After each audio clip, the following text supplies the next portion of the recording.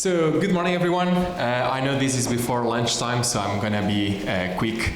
My name is Jonathan Carvalho. I'm a senior solution engineer at Cloudflare, and we basically help companies to deliver their games and secure their games online. So our mission is actually to build a better internet, and today what I'm gonna go through is actually going through some of the security trends, as well as providing some security recommendations on how you can secure your development environments as well as your distribution environments when it comes to having those games into production. Okay. So, and I think together we will spend between 15 to 20 minutes. So, as I said, the agenda is as follows. We go through some of the trends that we see in the market in terms of cybersecurity. Then I will explain why it's important to have a unified platform, go through some of the security recommendations, and then we will wrap up the session. And I want to start with a question for you guys. So, do you know what do these games have in common? Any guesses? What was that? Yeah, that's a good one. Yeah. Any other guesses? No? Okay. So, if you look at these three games, the code itself, the IP, got leaked a few years ago. And so, in the case of GTA, which is almost the most famous one, GTA number 5 and number 6, the source code and the test build, they got leaked on the internet. And so what that means is, there was a threat actor that was able to crack into their systems. They were able to use social engineering and swapping attacks to get access to the IP of these games. And so, as you can imagine, that's a huge concern from a brand standpoint, as well as from an economic standpoint for the companies developing these games. And so, if you look at today's security landscape, we see that a lot of these attacks are actually targeting secure connections and trusted connections.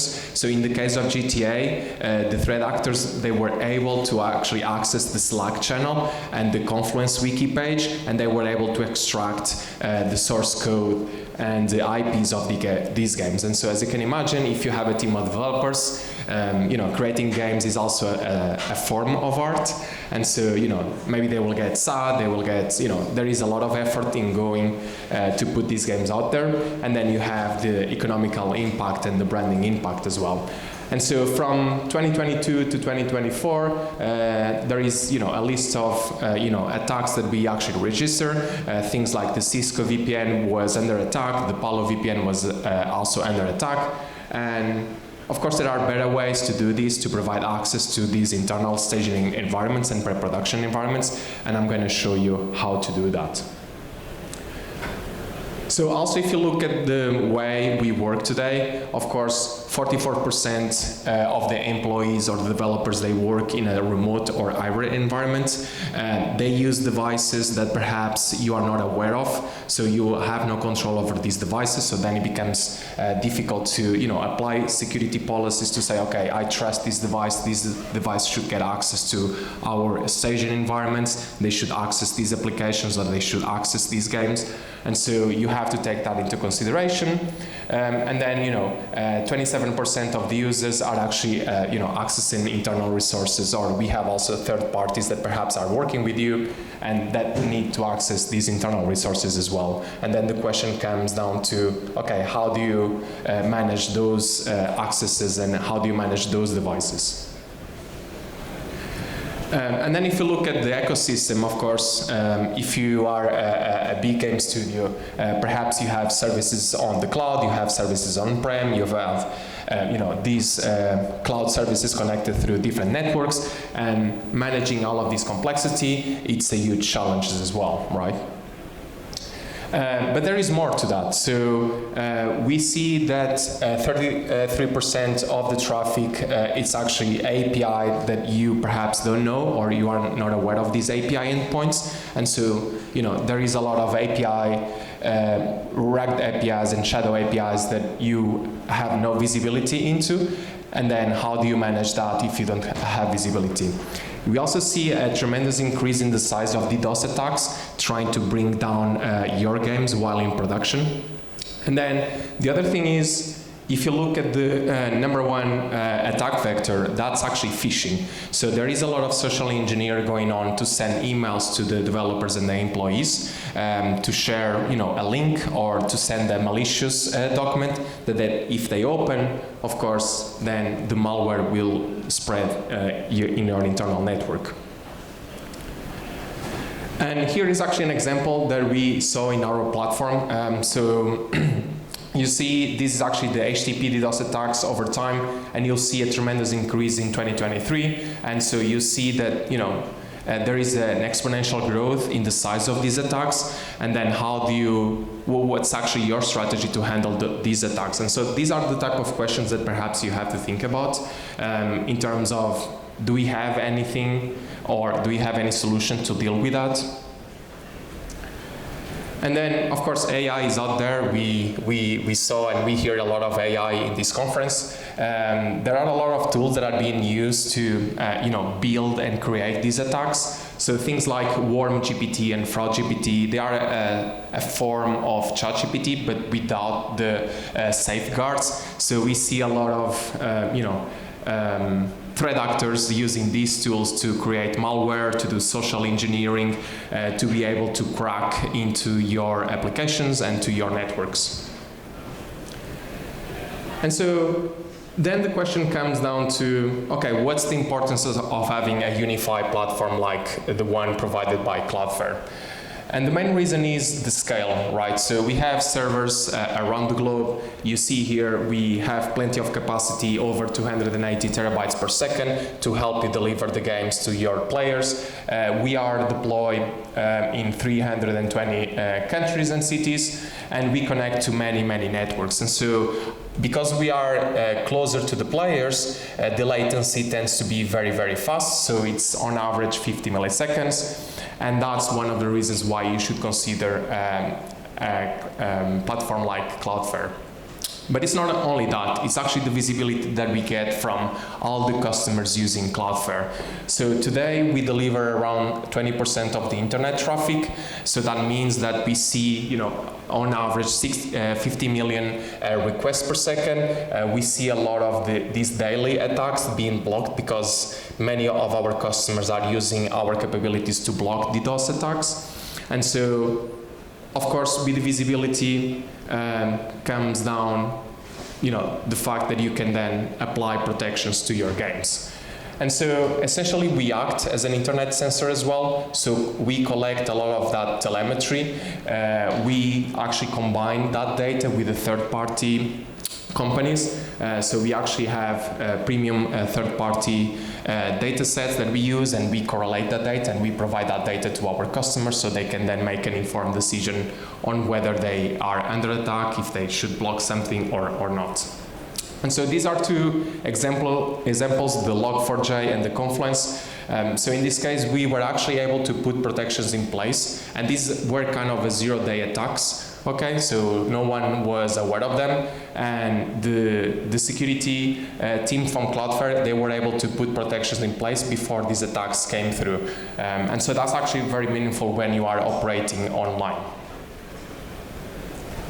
So how can you use that data? So there are many different forms on how you can access that data. One of them is actually the Cloudflare Radar. So that's actually public information that you can have access to. So if you go to radar.cloudflare.com, you'll be able to get access to all these analytics, all the way from trends, traffic patterns, security attacks, the browsers being used, botnet traffic as well, and it's actually very, very useful.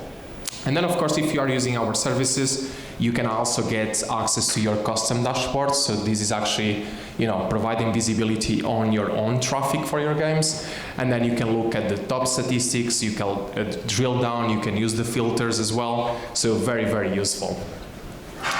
Of course, we also use AI to help you detect these type of attacks and to help you build the protections in place, okay? So all the way from our web application firewall to bot management capabilities, zero trust, and API security.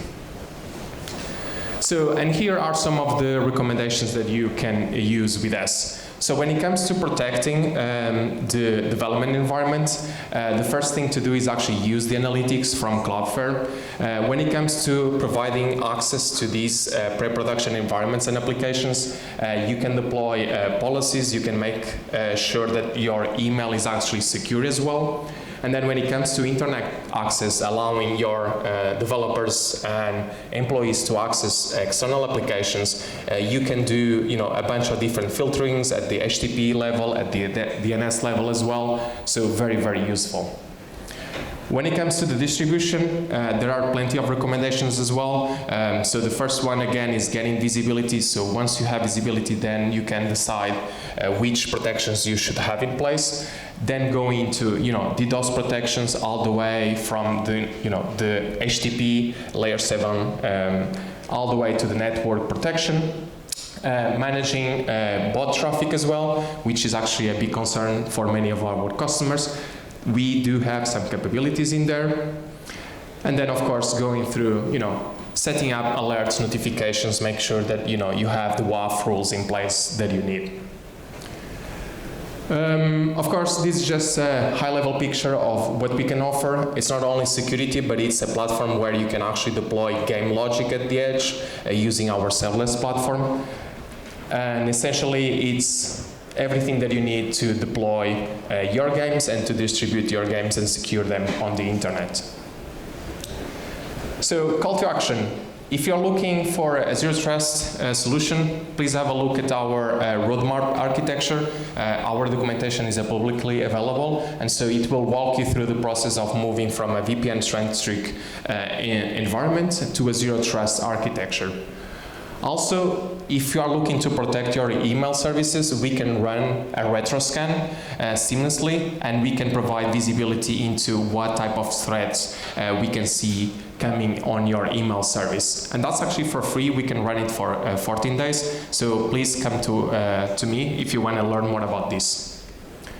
And finally, we have a free plan. So if you want to start, putting your hands on and trying to play with these services, you can sign up. So that's the link. That's dash.cloudflare.com/sign up. Feel free to, create an account and start playing with these products. And with that, thank you so much. I will open up for questions.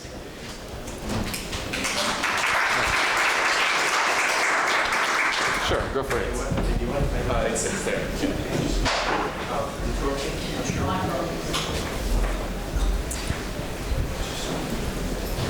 You can use this one. That's fine. Thank you very much for, wow, it's so loud. Thank you very much for the presentation. I kindly know that I'm not a CTO, okay, nor a tech expert, but if we were to embrace the full spectrum of your services, what kind of internal teams you advise to have on your client side? On infrastructure, security, you know what I mean? In order to get the most of the value of your services, what kind of internal skills do you need into your customers? Yeah, okay. So I think the question is, what teams or elements you need to bring to talk to us to make the most of Cloudflare?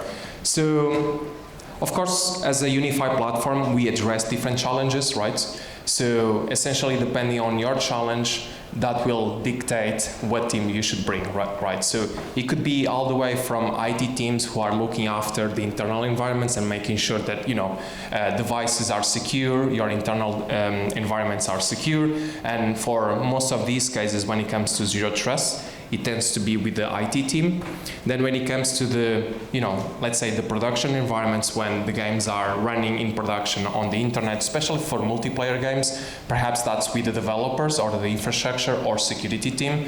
So it's a combination of, different worlds. Again, I think it depends on the maturity of the game studio or the company, right? Because if it's an indie studio, perhaps there are only 5 to 6 developers, so we tend to talk to developers. If it's a AAA studio, perhaps they have many different teams. They're looking after different areas of the business, and so then it depends as well. Yeah. Hope that answers the question. Yeah. Cool.